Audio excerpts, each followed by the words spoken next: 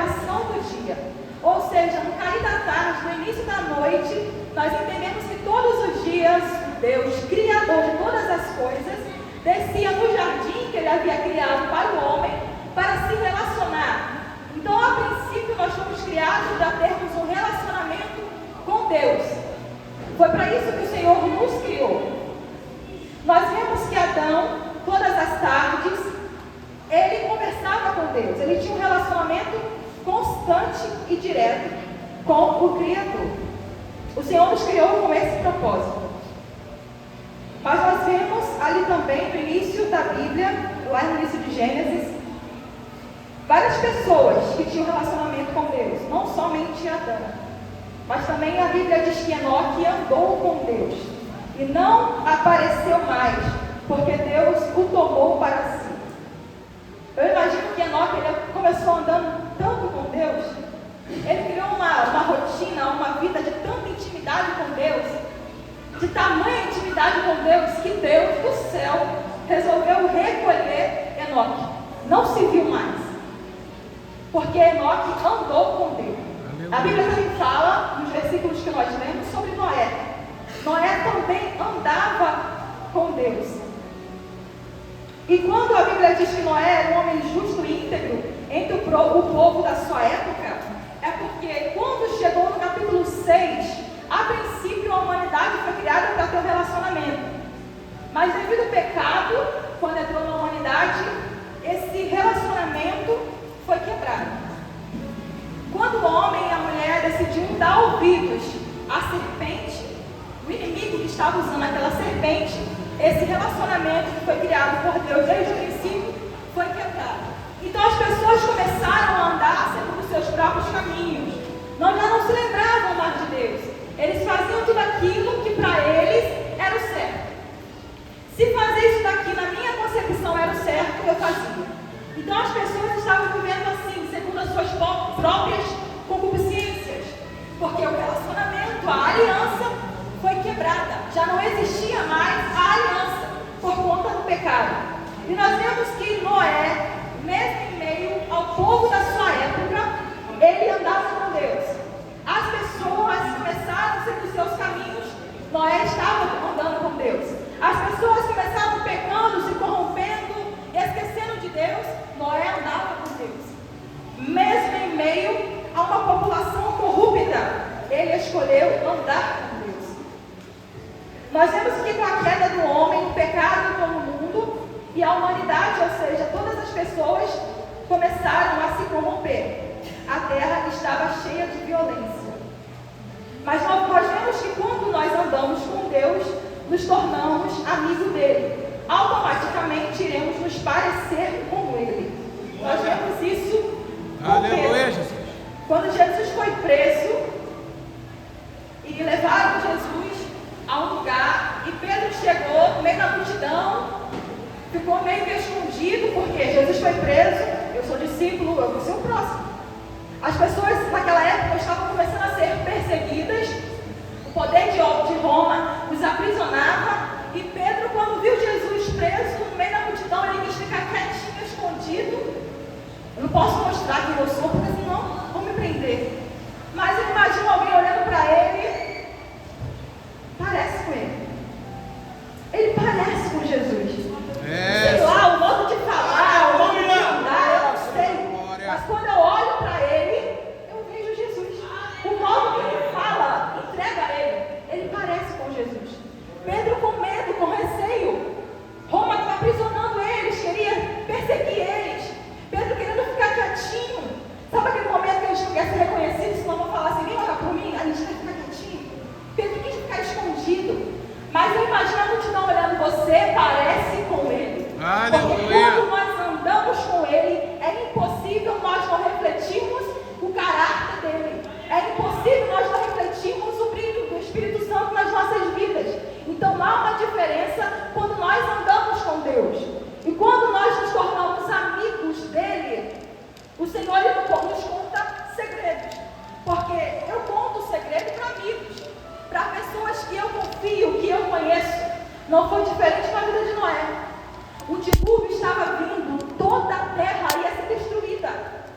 Mas Noé, somente Noé, achou graça aos olhos de Deus.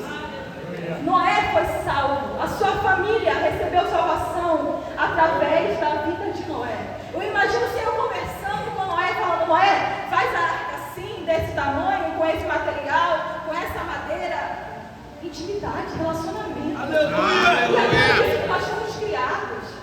O Senhor nos criou no princípio para nos relacionarmos.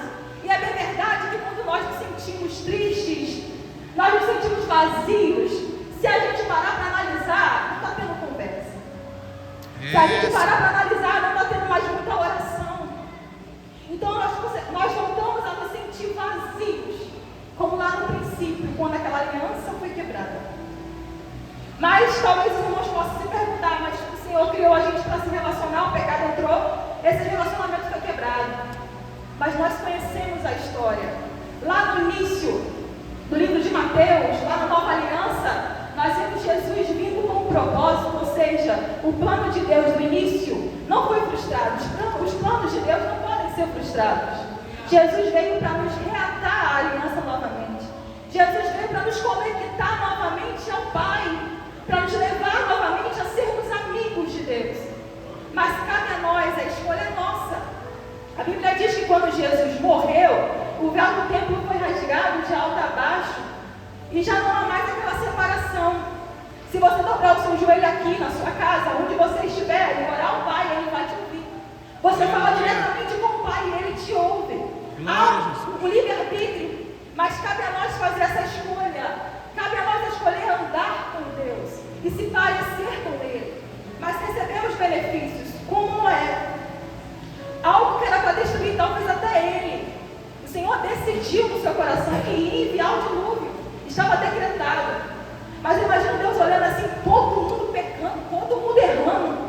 Um único homem. A Bíblia não fala que a mulher dele e os filhos dele também achou graça. Noé achou graça aos olhos de Deus. Porque mesmo em meio a uma geração corrompida, que não queria ouvir a voz de Deus, ele escolheu ser diferente. E o que nós estamos fazendo em meio à nossa geração? O que nós estamos fazendo hoje em meio à nossa família, onde muitas das vezes a maioria não conhece ao Senhor e precisa ver Jesus em mim, e precisa ver Jesus em você. O que nós estamos fazendo? Será que estamos verdadeiramente refletindo o caráter de Cristo em nós? Será que as pessoas olham para a gente e dizem: ela fala com Ele, ela anda com Ele, ela é crente, ela serve o Senhor? É impossível, tenho certeza. Será que as pessoas têm visto Cristo em nós? Como foi falado aqui na EBD, nós somos cristãos, ou seja, pequenos cristos aqui na terra. Nós temos que andar com Deus, nós temos que nos parecer com Deus. Mas muitas das vezes escolhemos andar com tanta gente, fazer tantas coisas, e acabamos perdendo esse brilho, essa intimidade, esse relacionamento. Mas nós temos a oportunidade, todos os dias, nos é dado essa oportunidade de voltarmos como lá no início. A Bíblia também não fala que Noé pregava sobre o dilúvio, mas nós vemos no versículo 9 de Gênesis que Noé era justo, íntegro entre o povo da sua época. Ele pregava mais com o seu testemunho de vida. Lá em 2 Pedro 2,5 diz assim: e não poupou o mundo antigo, mas guardou a Noé, pregoeiro da justiça, com mais 7 pessoas, ao trazer o dilúvio sobre o mundo dos ímpios. Nesse versículo, é o único versículo que eu encontrei que fala sobre algo, sobre a pregação de Noé, sobre o evangelismo de Noé. Mas nós não vemos explicitamente ele falando para as pessoas: entra na arca, vai vir dilúvio. Não está explícito aqui. Mas nós vemos que, a princípio, o testemunho dele era a sua integridade, era a sua vida justa diante de Deus, que nós vemos que acaba sendo mais importante, porque nada adianta a gente ir falar. Hoje nós fizemos um evangelismo lindo, foi maravilhoso, vidas foram alcançadas pela palavra do Senhor. Eu creio assim, não é em vão, nunca é em vão a gente poder parar e ter um tempo para falar com alguém sobre Jesus, mas de nada vale a gente falar e não ter um bom testemunho de vida. E quando as pessoas verem a gente e perceber realmente ela vive aquilo que ela prega, isso acaba sendo mais importante. A Bíblia não registra os sermões de Noé, mas afirma que sua vida e sua mensagem proclamavam a justiça de Deus. E quando eu estava também preparando essa palavra, eu me lembrei de Jó, porque a Bíblia também diz que ele era um homem íntegro, justo, temia Deus e desviava-se do mal. Um homem que também, a Bíblia vai dizer que Deus vai dizer a respeito dele. O próprio Deus vai dizer a respeito de Jó. Observaste o meu servo Jó, porque ninguém há na terra semelhante a ele, homem íntegro, reto e temente a Deus, e que se desviava do mal. Bem parecido com é. Porque aqui é Deus falando, porque ninguém há na terra semelhante a ele, homem íntegro, reto e temente a Deus, e que se desviava do mal. Aqui não é um vizinho do Jó falando, aqui não é um amigo do Jó falando, Jó é assim, Jó é reto, é o próprio Deus. Quando o inimigo se apresenta a Deus, Deus vai dizer: está vendo Jó? Você está observando ele? Homem justo, homem íntegro. O próprio Deus dando testemunho de Jó. E a pergunta que fica é: se essa situação se repetisse e o inimigo fosse até Deus, será que nós também receberíamos esse testemunho? Será que o próprio Deus falaria isso de mim e de vocês também? Está observando a minha serva? Está observando o meu servo? Justo, íntegro? Não há na terra alguém semelhante a ele. Eu sei que não é fácil, mas o Senhor nos convida a cada dia mais a seguirmos o verdadeiro Evangelho de Cristo, a carregarmos a nossa cruz. Muitas das vezes nós confundimos um pouco as coisas e achamos que ao caminhar com Cristo as coisas vão ser difíceis, vão ser fáceis, mas pelo contrário, acaba sendo um pouco difícil, porque a gente acaba vendo assim: meu Deus, eu achava que as coisas iriam melhorar ao começar seguindo a Cristo, mas Ele vai dizer o que? No mundo teríamos aflições, mas cada um deve levar a sua cruz. E eu te pergunto: você está sofrendo? Está sofrendo por amor ao Evangelho? Ou a sua vida está rasa, está superficial? Alguém tem te criticado? Alguém tem te caluniado? Cristo passou por isso. Cristo incomodava. As pessoas não queriam perto. E é interessante que quando a gente vê assim: crucificaram Jesus. Quem crucificou Jesus foi os próprios judeus. Os próprios judeus. Não foi Roma. Roma também.